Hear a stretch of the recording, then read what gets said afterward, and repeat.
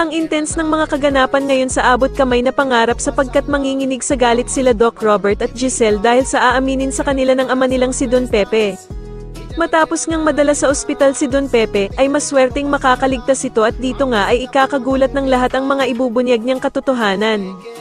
Samantala ay tatawagan naman ni Zoe ang ama niyang si Doc Carlos at nanginginig na sasabihin nga nito na hindi niya daw sinasadya ang ginawa niya kay Don Pepe. Tatanungin naman ni Doc Carlos si Zoe kung ano ba daw ang ginawa nito kay Don Pepe. Samantala ay napakahusay nga naman talaga ni Don Pepe umakting dahil sa pinagloloko lang pala niya itong si Zoe na hindi siya nito idadamay at pati na din ang ina nitong si Moira sa pagsumbong niya sa mga pulis. Dahil pagkalabas nga ni Zoe ng kotse dahil sa tinawagan siya ni Moira, ay agad namang tatawagan ni Don Pepe si Giselle para sabihin na kinidnap daw siya nila Moira at Zoe kasama si Balahadja. Ngunit wala namang kaalam-alam si Don Pepe na nasa tabi na pala niya si Zoe at tahimik na nakikinig sa mga sinasabi niya sa cellphone niya.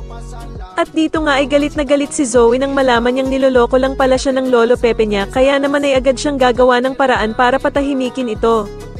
Kaya naman ay galit na galit si Don Pepe nang agawin ni Zoe ang cellphone niya at dito nga ay ipapamukha niya kay Zoe na si Annalyn lamang daw ang tunay nitong apo at siya naman daw ay isa lamang manloloko at hindi siya tunay na tanyag. Dahil naman sa mga masasakit na salitang sinabi ni Don Pepe kay Zoe, ay mapupuno ito ng galit at magagawa nga nitong itulak ang matanda sa bangin. Agad namang mahuhulog si Don Pepe sa bangin at dito nga ay biglang matatauhan si Zoe sa kanyang nagawa kaya naman ay mag-iiyak ito. Sa kabilang banda naman ay mare-recover naman ang katawan nitong si Don Pepe na walang malay.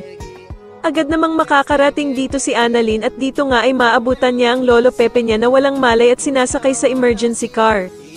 Sa tingin niyo magawa pa kayang matakasan ni Moira at Zoe ang ginawa nilang kasamaan matapos itong malaman nila Doc Robert at Giselle, mas lalo na nga talagang nagiging exciting ang mga susunod na kaganapan kaya naman ay mas lalo pa nating abangan ang mas lalong gumigandang abot kamay na pangarap. Maraming salamat po sa inyong panonood at sana po ay masubscribe niyo ako. Maraming salamat po.